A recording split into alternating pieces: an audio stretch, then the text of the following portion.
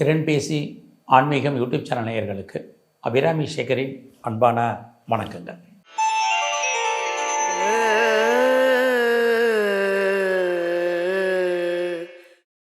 மிதுன ராசியில் பிறந்தவங்களுக்கு இந்த 2025 வருஷம் எப்படி இருக்கும், எப்படிப்பட்ட பொதுவான பலன்கள் இந்த வருஷம் நடக்கும் அப்படிங்கிறத தான் பார்க்குறோம்.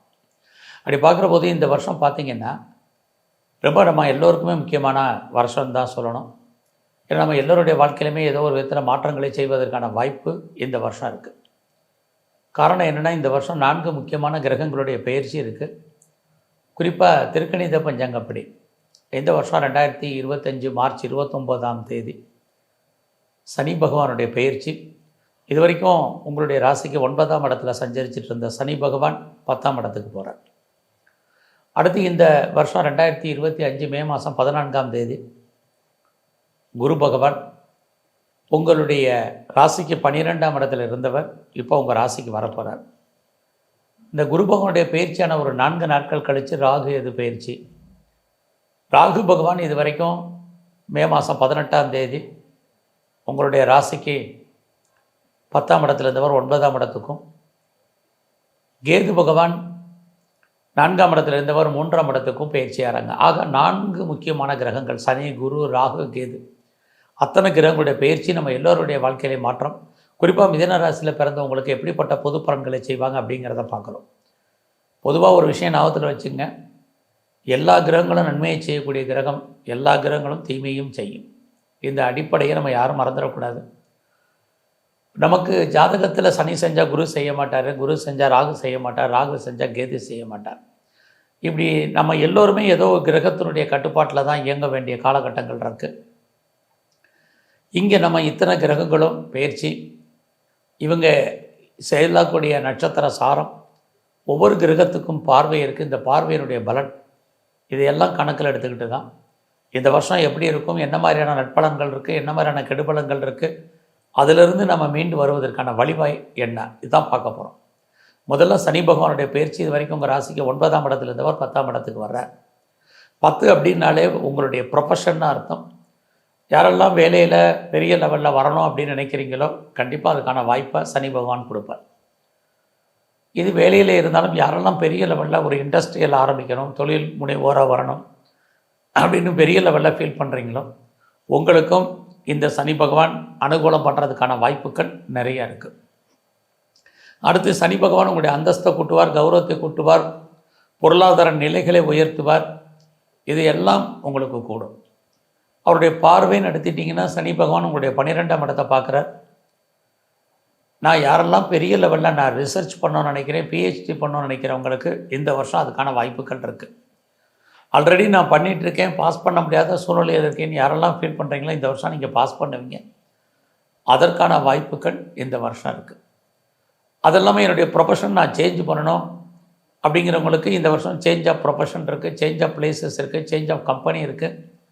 நீங்கள் முற்றிலும் புதிய சூழ்நிலைகள், புதிய இடங்களில் வாழ்க்கை நடத்துவதற்கான வாய்ப்புகள், வெளிநாடு, வெளிமாநிலம், தூரதேச பிரயாணங்கள் போவதற்கான சூழ்நிலைகள், இது அத்தனையுமே இந்த வருஷம் சனி பகவானால் உங்களுக்கு உண்டு. எப்போதிலிருந்து இந்த நிகழ்வுகள்லாம் நடக்கும்னா இந்த வருஷம் மார்ச் மாதத்துக்கு அப்புறம் அதுக்கான வாய்ப்புகள் உங்களுக்கு நிறையா இருக்குது.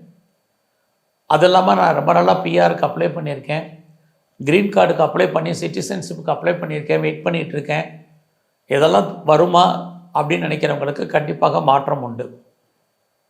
இது எல்லாவற்றுக்கு மேலாக நான் ஆன்சைட்டுக்கு ட்ரை பண்ணுறேன், எனக்கு எதாவது கிடைக்குமா அப்படிங்கிறவங்களுக்கு வேலையெல்லாம் ஆன்சைட்டுக்கான வாய்ப்பு இருக்குது. அடுத்தபடியாக இவருடைய பார்வை 4ஆம் இடத்துக்கு மிதுன ராசியில் பிறந்தவங்களுக்கு பார்க்குறார். 4ஆம் இடம் யாரெல்லாம் இது வரைக்கும் இடம் வாங்கணும், நிலம் வாங்கணும், அல்லது வீடு வாங்கணும், அல்லது வீடு கட்டணும், ஆர் ரெடி பில்ட் ஹவுஸ் கட்டு வீடு வாங்கணும், இதெல்லாம் நினச்சிட்ருக்கீங்களோ உங்களுக்கு அதுக்கான ஆப்பர்ச்சுனிட்டி, அதுக்கான வாய்ப்புகள், அதுக்கான சந்தர்ப்பங்கள் இந்த வருஷம் மார்ச் மாதத்துக்கு அப்புறம் இருக்குது. அது மட்டும் இல்லை, யாரெல்லாம் ப்ரொடக்ஷன் சைடில் இருக்கீங்களோ, உற்பத்தி சார்ந்த துறைகளில் இருக்கிறவங்க, மேனுஃபேக்சரிங் லைனில் இருக்கிறவங்களுக்கெல்லாம் இந்த வருஷம் பரவாயில்ல. இன்னொரு முக்கியமான விஷயம், சனி பகவான் உங்களுடைய 4ஆம் இடத்தை பார்க்குறதுனால நீங்கள் சர்வீஸில் இருந்தாலும் சரி, பிஸ்னஸ் பண்ணாலும் சரி, எல்லாத்துலேயுமே நீங்கள் ஒரு திருப்தியற்ற மனநிலை என்பது உங்களுக்கு இருக்கும். அதனால் அது விஷயத்தில் நீங்கள் ரொம்ப பொறுமையாகவும் நிதானமாகவும் இருங்க. எல்லாத்தையுமே நீங்கள் திருப்திகரமாக பாருங்கள். அடுத்தபடியாக சனி பகவான் உங்களுடைய 7ஆம் இடத்தை பார்க்குறார். கடந்த காலங்களில் யாரெல்லாம் பிஸ்னஸ் ஆரம்பிக்கணும்னு நினச்சி தள்ளி போனவங்களுக்கெல்லாம் இந்த வருஷம் குறிப்பாக 2025 மார்ச்சுக்கு அப்புறம் நீங்கள் பிஸ்னஸ் பண்ணுறதுக்கான வாய்ப்புகள் நிறையா உண்டு. நான் ஏற்கனவே பிஸ்னஸ் பண்ணிகிட்ருக்கேன் அப்படிங்கிறவங்களுக்கு தொழில் ஓரளவுக்கு பரவாயில்லாமல் இருக்கும். அதே சமயத்தில் தொழில் தகராறு, தொழில் நிச்சயமற்ற தன்மை, தொழில் இல்லாமல்லாம் விட்டு விட்டு நடக்கும். இது சொந்தமாக பிஸ்னஸ் பண்ணுறவங்களுக்கு. சனி பகவானுடைய பெயர்ச்சி உங்களுக்கு புதுசாக காதல் விஷயங்கள், நம்முடைய ஜாதி மதம் எனும் மொழிக்கு அப்பாற்பட்ட தொடர்புகள் ஏற்படுவதற்கான வாய்ப்புகள் நிறையா இருக்குது. இது வரைக்கும் எனக்கு திருமணம் நடக்கல, டிலே ஆகிட்டு இருக்குங்கிறவங்களுக்கு ஒரு பெரிய ஹைலைட்டான விஷயம், மிதுன ராசியில் பிறந்தவங்களுக்கு, அதுலேயும் குரு பகவானுடைய பயிற்சிக்கு அப்புறம் 2025 மே மாதத்துக்கு அப்புறம் உங்களுக்கு திருமணம் நடப்பதற்கான வாய்ப்புகள், வீட்டில் சுபகாரியங்கள் சுப நிகழ்ச்சிகள் நடப்பதற்கான சூழ்நிலைகள், இது அத்தனையும் இருக்குது. இதெல்லாமே இந்த வருஷம் உங்களுக்கு இருக்குது. இங்கே குரு பகவானுடைய பயிற்சி எடுத்துக்கிட்டோம்னா, குரு பகவான் இந்த 2025 மே மாதம் வரைக்கும் உங்கள் ராசிக்கு 12ஆம் இடத்துல இருக்கார். குழந்தைகளால் நமக்கு தேவையற்ற செலவினங்கள், விரயங்கள் ஏற்படும். குழந்தைகள் நம்மளை விட்டு பிரிஞ்சிருக்க வேண்டிய காலம் இதெல்லாமே இருக்குது.